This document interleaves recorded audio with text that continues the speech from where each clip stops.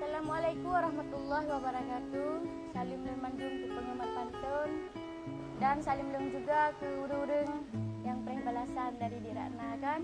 Jadi malamnya lem nak balas pantun sabok ke Abang Ahmad Isan. Laki maah bak ron bang yang katrip lem balah maklum mentang hai bang karena lem si kurang sehat iaitu lem sakit demam kapan muro. Nanti yang ke urang lain yang pernah balasan dari lem pernah mentang insyaallah akan balas trip membagah insyaallah akan semoga lum mentang berbarah pulih mandum akan tabarah ber. Selalu spesial lum mandum cit ke urang yang pepe pantun iaitu ke Tengku Rimung, ke Tengku Aceh Utara, ke Bang Edo Gawa dan ke Abang Fahmi Coker iaitu Fahmi TV.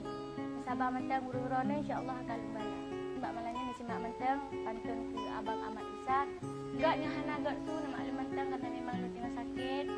Jadi simak sama-sama.